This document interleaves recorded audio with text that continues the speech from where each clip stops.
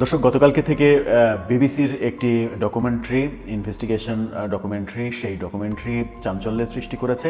সারা দেশে এটা নিয়ে ব্যাপক আলোচনা যেমন হচ্ছে, সমালোচনাও হচ্ছে।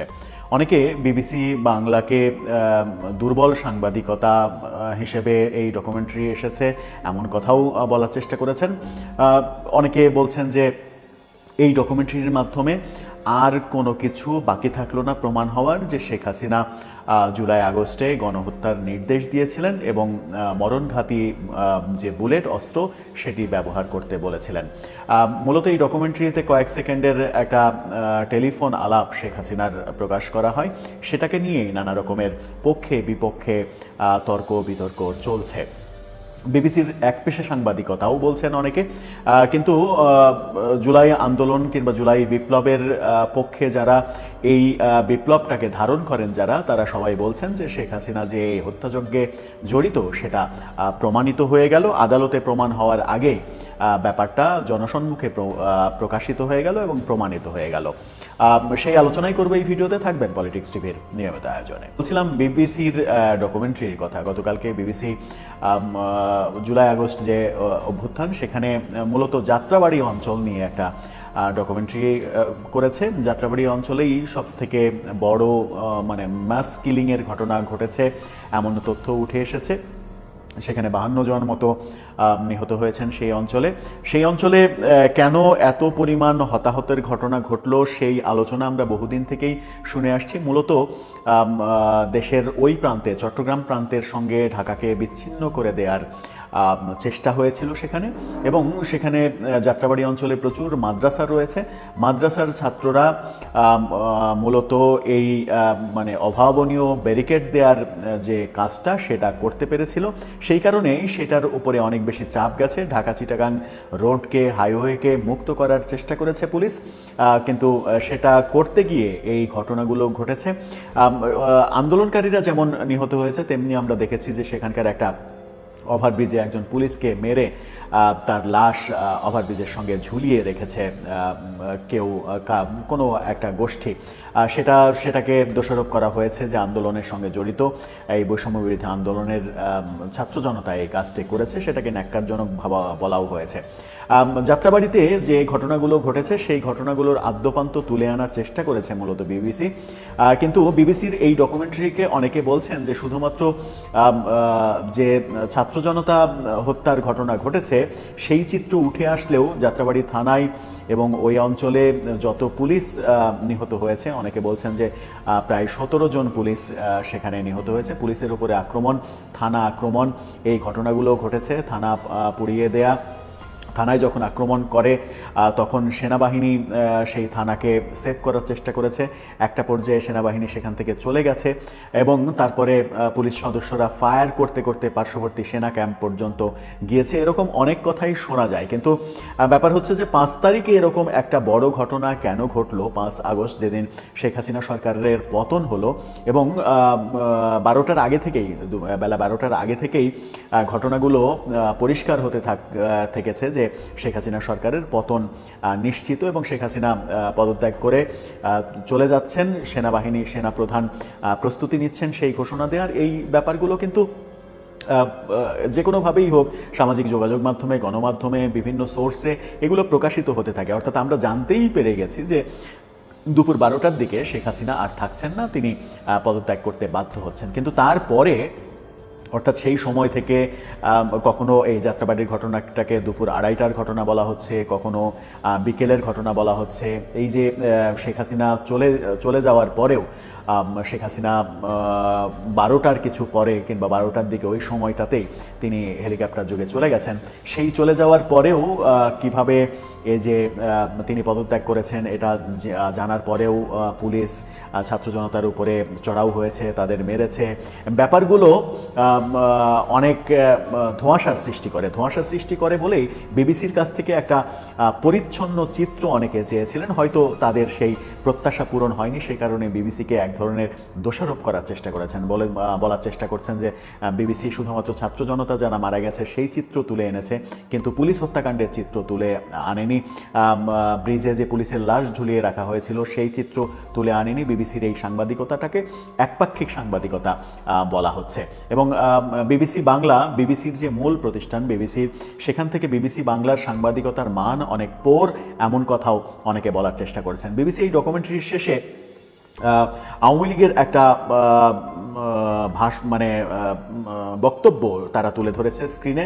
সেই বক্তব্যে যেখানে বলা হয়েছে যে বিবিসি শেখ হাসিনার কথোপকথনের যে টেপ রেকর্ডিংয়ের কথা বলেছে সেটা আসল কিনা তা আমরা নিশ্চিত নই, তবে কোনো অবস্থাতেই উক্ত রেকর্ডিংটি শেখ হাসিনার বেআইনি কোনো উদ্দেশ্যের প্রতিফলন ঘটায় না। এখন এখানে আওয়ামী লীগের বক্তব্য বলা হচ্ছে, কিন্তু আওয়ামী লীগের বক্তব্য বিবিসিকে আনুষ্ঠানিকভাবে আওয়ামী লীগের বক্তব্য কে দিল? শেখ হাসিনা তো ভারতে রয়েছেন।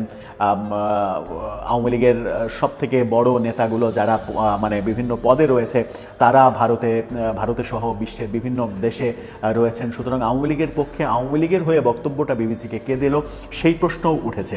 আবার বিবিসির সাংবাদিকতাকে যারা প্রশ্নবিদ্ধ করছেন তারা সামাজিক যোগাযোগ মাধ্যমে এই যে বিবিসির যারা এই ডকুমেন্টারির পেছনে যারা কাজ করেছেন, ক্রিস্টোফার গেলস, রিদ্দি ঝা, রাফিদ হোসেন এবং তারিকুজ্জামান শিমুল, এই চারজনের নাম এই ডকুমেন্টারিতে এসেছে যে এই চারজনের যৌথ কর্ম এটি।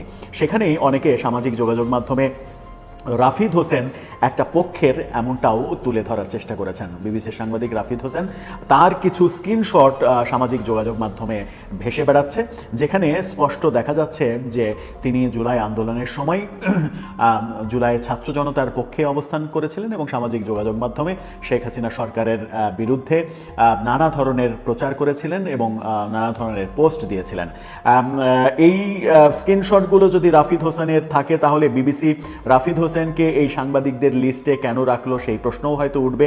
যেমন একটা স্ক্রিনশট আমাদের হাতে এসেছে, সেখানে দেখা যাচ্ছে যে তিনি লিখছেন 18 জুলাই 2024 তার এই পোস্টটা দেখা যাচ্ছে। তিনি লিখছেন, কিসের সংলাপ, কিসের আলোচনা? আপনার ধারণা শুধু কোটার জন্য এত মানুষ রাস্তায় নামে আইছে?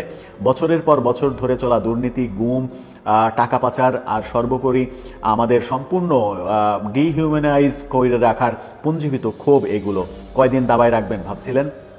18 জুলাইতে এই পোস্টটা তিনি করেছেন যখন আন্দোলন কেবল বেগ পেতে শুরু করেছে। তার একদিন আগে আবু সাঈদের হত্যাকাণ্ড ঘটেছে রংপুরে। আন্দোলনের বেগ যখন শুরু হয়েছে তখন শুরুর দিকেই 18 জুলাই, 16, 18 এই সময়টাকেই মূলত আন্দোলনের চূড়ান্ত পর্যায় হিসেবে একটা উত্থান পর্ব হিসেবে ধরা হয়। সেই সময়ে তিনি এই পোস্টটা করছেন যখন পর্যন্ত কিনা কোটা আন্দোলনই চলছিল, কোটা বৈষম্য চলবে না এরকম ব্যাপারই চলছিল, তখন পর্যন্ত সরকার পতনের আন্দোলন কিন্তু শুরু হয়নি। কিন্তু রাফিদ হোসেনের এই পোস্টটা একেবারে স্পষ্ট সরকার পতনের একটা ডাক দেখা যাচ্ছে। সাথে আরও একটা পোস্ট আপনারা স্ক্রিনশটে দেখে নিতে পারেন। এই বিতর্কগুলো সামাজিক যোগাযোগ মাধ্যমে অনেকে উস্কে দেওয়ার চেষ্টা করছেন। এই বিতর্কগুলো যখন উস্কে দেওয়ার চেষ্টা করছেন তখন বিবিসির সাংবাদিকতাকে প্রশ্নবিদ্ধ করার চেষ্টা করছেন এবং বিবিসির সাংবাদিকতাকে প্রশ্নবিদ্ধ করার একটা কারণও হয়তো খুঁজে পাওয়া যায়, কারণ বিবিসির একটা বড় ডকুমেন্টারি, আধা ঘন্টার বেশি দৈর্ঘ্যের ডকুমেন্টারি। এই ডকুমেন্টারিতে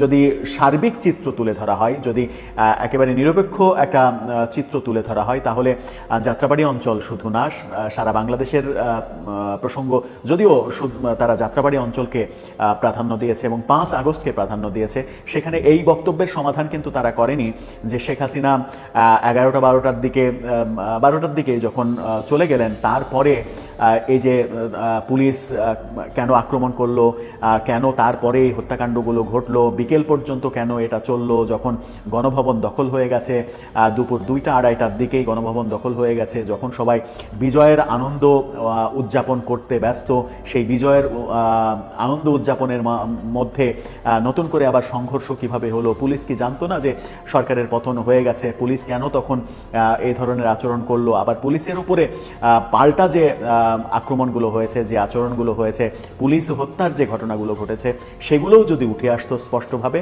তাহলে নিরপেক্ষতার যে মানদণ্ড সেটা প্রশ্নবিদ্ধ হয়তো হতো না। দর্শক, আপনি কিভাবে দেখছেন বিবিসির এই ডকুমেন্টারিটাকে? আবার যে প্রসঙ্গ, সব থেকে গুরুত্বপূর্ণ যে প্রসঙ্গ আওয়ামী লীগ বলার চেষ্টা করছে, এবং আজকে সামাজিক যোগাযোগ মাধ্যমে বিভিন্নভাবে দেখলাম যে শেখ হাসিনার যে অডিও ক্লিপের 10 সেকেন্ড মতো বিবিসি ব্যবহার করেছে, মরণঘাতী অস্ত্র ব্যবহার করার আদেশ দিচ্ছেন তিনি, সেই অডিও একটা জায়গা থেকে কেটে ছিঁড়ে এডিট করে ব্যবহার করা হয়েছে এমনটা বলা হয়েছে। এবং এটা বলা হয়েছে, আওয়ামী লীগের পক্ষ থেকে বিভিন্নভাবে দাবি করা হয়েছে যে এই অডিও মূলত 2016 সালের জুলাই মাসে যে গুলশানে হলিয়ার্টিজেনে যে জঙ্গি হামলা হয়েছিল, সেই জঙ্গিদের দমন করতে, জঙ্গিদের উদ্দেশ্যে এই মরণঘাতী অস্ত্র ব্যবহার করো, তাদেরকে মেরে ফেলো, এমন কথা বলেছিলেন। সেই অডিও এখানে কাজে লাগানো হয়েছে এমন অভিযোগও পাওয়া যাচ্ছে। সেই ক্ষেত্রে বিবিসির উচিত এই পুরো অডিওটা, অর্থাৎ 10 সেকেন্ডের কাটা অডিও না, পুরো অডিওটা, যে অডিও ক্লিপটা তারা পেয়েছে কথোপকথনের, সেই পুরো অডিওটা প্রকাশ করে দেয়া, যেন এই রকম সন্দেহ না থাকে। আবার আন্তর্জাতিক অপরাধ ট্রাইব্যুনালের চিফ প্রসিকিউটর তাজুল ইসলাম তিনি বলেছেন যে এটা তো মাত্র ট্রেলার, এখনো পুরো সিনেমাটা বাকি। অর্থাৎ এই যে ক্লিপ বের হয়েছে, এটা তিনি আবার পরিষ্কারও করেছেন যে এই ক্লিপ বিবিসি বের করেনি, তদন্তকারী কর্মকর্তা এই ক্লিপের যোগান দিয়েছে, তারা বিবিসিকে দিয়েছে, বিবিসি তারপরে এটাকে নিয়ে নিউজ করেছে, এটা তিনি স্বীকার করেছেন এবং বলেছেন যে এটা শুধুমাত্র ট্রেলার, আরও অনেক কিছু বাকি। এটা যখন গতকালকে তিনি বলেছিলেন, তখন আজকে আমরা দেখলাম যে শেখ হাসিনার পুলিশ প্রধান যিনি ছিলেন আব্দুল্লাহ আল মামুন, তিনি আজকে ঘোষণা দিয়েছেন যে হ্যাঁ, এই অপরাধগুলো ঘটেছে এবং আমি রাজসাক্ষী হতে রাজি আছি। অর্থাৎ শেখ হাসিনার বিরুদ্ধে তিনি এখন সাক্ষী দেবেন, তিনি আর আসামি থাকলেন না। তার মানে কি সিনেমার বাকি অংশটা এটাই ছিল কিনা, এটাও একটা প্রশ্ন সামনে এসে যাবে। যাই হোক, সরকারের তরফ থেকে নানাভাবেই তো চেষ্টা করা হবে কিভাবে শেখ হাসিনার পক্ষে বিভিন্ন অনুষঙ্গ পাওয়া যায়, প্রমাণ পাওয়া যায়, যেন শেখ হাসিনাকে শাস্তি দেওয়া যায়। আওয়ামী লীগও বিভিন্নভাবে যুক্তি খণ্ডন করবে, তবে বিবিসির মতো প্রতিষ্ঠানের মাঝখানে দাঁড়িয়ে থেকে আমার মনে হয় যে সত্য ভাষণটা একেবারে পরিপূর্ণভাবে বিশ্ববাসীর কাছে স্পষ্ট করা উচিত, যেন এটা নিয়ে কোনো ধরনের বিতর্ক না থাকে। তাদের সাংবাদিককে নিয়েও যেন কোনো বিতর্ক না থাকে, যে সাংবাদিক একদিকে বায়াসড একজন সাংবাদিক কীভাবে নিরপেক্ষ সংবাদ উপস্থাপন করবেন। দর্শক, আপনার মতামত জানিয়ে লিখতে পারেন আমাদের কমেন্ট বক্সে।